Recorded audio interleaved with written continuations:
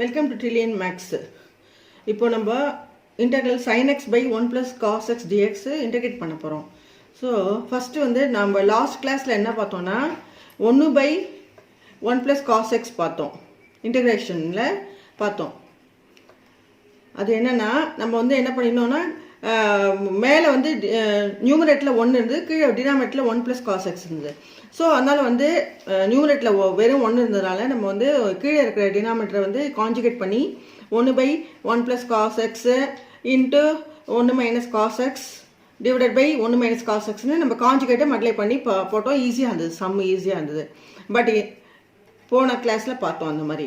ஆனால் இந்த கிளாஸில் என்ன பார்க்குறோன்னா மேலே வந்து sin x dx by 1 plus cos x ன்னு இருக்குது. sin x ன்னு இன்னொரு ஃபங்க்ஷன் வேறு, மேலே வேறு ஃபங்க்ஷன் இருக்குது. அப்படி வரும்போது நமக்கு வந்து இந்த மாதிரி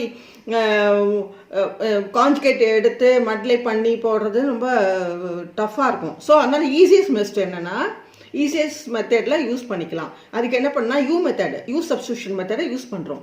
யூ சப்ஸ்டியூஷன் மெத்தட்.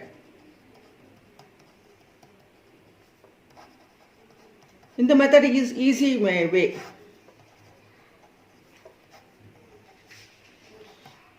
அதாவது integral sin x by 1 plus cos x dx இதுக்கு இப்போ put u equal to 1 plus cos x.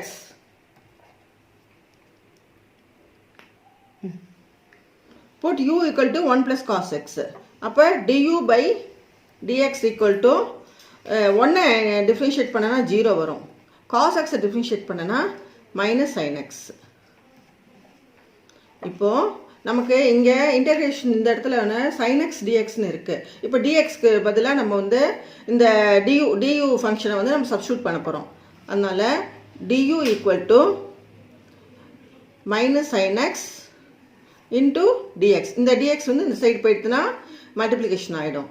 இப்போ dx இப்போ நமக்கு வேணுங்கிறது என்ன, dx வேணும். ஸோ அதனால வந்து minus sin x dx equal to duன்னு எழுதிக்கலாம். இப்போ நமக்கு dx மட்டும்தான் வேணும். அதனால dx equal to du by minus sin x. இப்போ இது எப்படின்னா நம்ம எதுக்காக இப்படி யூ சப்ஸ்டியூஷன் பண்ணுறோன்னா இப்போ வந்து sin x dx இருக்கிற இடத்துல வந்து dx இருக்கிற இடத்துல வந்து du by minus sin x நம்ம சப்ஸ்டியூட் பண்ணிடுவோம். சப்ஸ்டியூட் பண்ணிவிட்டு cos x இருக்கிற இடத்துல வந்து u சப்ஸ்டியூட் பண்ணுறோம். 1 ப்ளஸ் cos x இடத்துல u சப்ஸ்டியூட் பண்ணனா ரொம்ப ஈஸியாக இருக்கும், நமக்கு கனெக்ட் போடுறது ஈஸியாக இருக்கும். ஸோ அதனால் இந்த மெத்தட் யூஸ் பண்ணுறோம் நம்ம. Okay, next equal to integral sin x by 1 plus cos xங்கிறது என்ன, யூன்னு நம்ம போட்டிருக்கோம். இன்டூ dxங்கிறது என்ன, du by minus sin x. இப்போ இந்த sin x ஸோ இந்த sin xம் கேன்சல் ஆகிடும். இப்போ பேலன்ஸ் என்ன இருக்குது, சாரி பேலன்ஸ் என்ன இருக்குன்னா இங்கே மைனஸ் வரும், இங்கே மைனஸ் sin x இருக்குது. அதனால் ஈக்குவல் டு இந்த மைனஸை நம்ம வெளியில் எடுத்துடலாம். Minus integral of du by u இருக்கும். Equal to integral.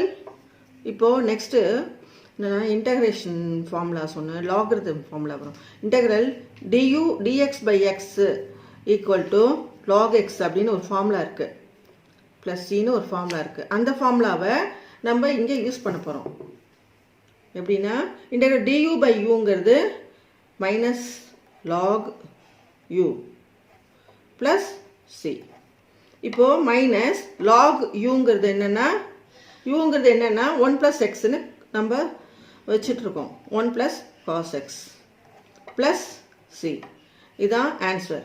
இது என்ன எப்படின்னா இப்போ நம்ம எப்படி எடுத்துக்கணும்னா கீழே வந்து டினாமினேட்டர் வந்து 1 ப்ளஸ் cos x இருக்கு இல்லையா, இதை நம்ம வந்து cos x நம்ம டிவிஷன் பண்ணாலே sin x வரும். மேலே வந்து அலைடு ஃபங்க்ஷன் sin x இருக்குது. அதனால வந்து நம்ம இந்த மாதிரி நம்ம u ஃபங்க்ஷனுக்கு யூஸ் பண்ணிக்கிறோம்.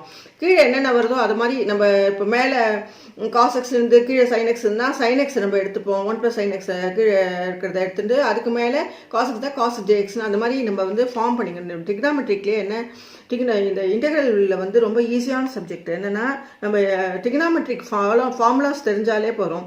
அந்த டிஃப்ரென்ஷியல் ஈக்குவேஷன்ஸ் ஃபார்முலா டிஃப்ரென்ஷியேஷன் ஃபார்முலாஸ்க்கு தெரிஞ்சாலே நம்ம வந்து இன்டெகிரேஷன் ஈஸியாக ஃபாலோ பண்ணிடலாம். இதுதான் இதோடது. இது ரொம்ப ஈஸியான சப்ஜெக்ட் இன்டெக்ரல் கால்குலஸ்.